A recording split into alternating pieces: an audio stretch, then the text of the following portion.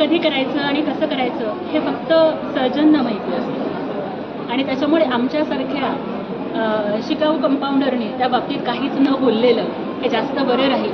मी शिवसेनेची सर्वसामान्य कार्यकर्ती आहे. मला जर तुम्ही ऑपरेशन टायगरचा अर्थ विचाराल तर मी एवढंच सांगेन की शिवसेनेचा ढाण्या वाघ एकनाथ शिंदे साहेब आहेत हे महाराष्ट्रानं मान्य केलं आहे. टायगर अभी जिंदा है, शिवसेना बचाने के लिए आणि ते एकनाथ शिंदे साहेब आहेत. हेच आमच्यासाठी ऑपरेशन टायगर. तुम्ही संकेत दिला होता तर त्यानंतर 6 खासदार फुटलेत.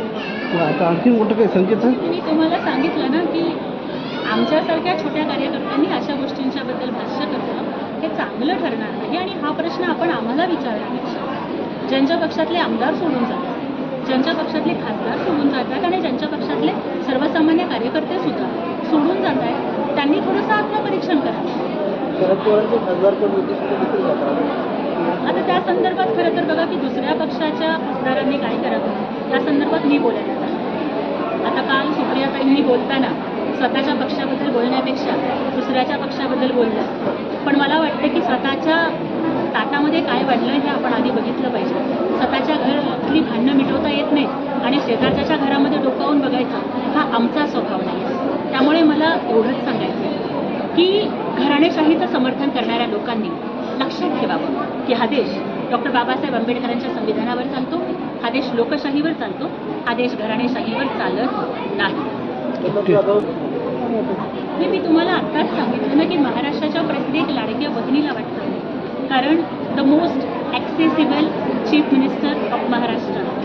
चीफ मिनिस्टर म्हणजे कॉमन मॅन असतो, ते महाराष्ट्राला दाखवून देणारे मुख्यमंत्री म्हणून महाराष्ट्र पुन्हा शिंदेसाहेबांना मुख्यमंत्रीपदी बघण्यासाठी खाली गेला.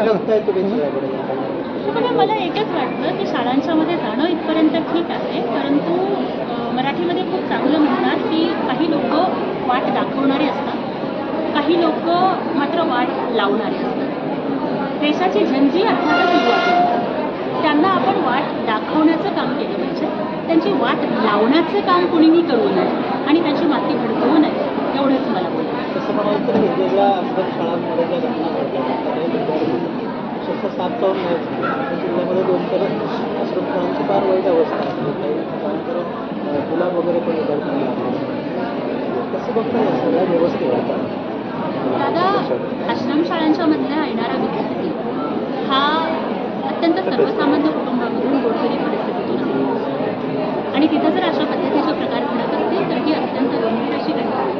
आपण ज्या गोष्टी सांगता मी त्याची संपूर्ण माहिती घेईन आणि संबंधित मंत्री महोदयांशी संपर्क साधून अशा पद्धतीच्या घटना महाराष्ट्रात कुठेच घडू नये या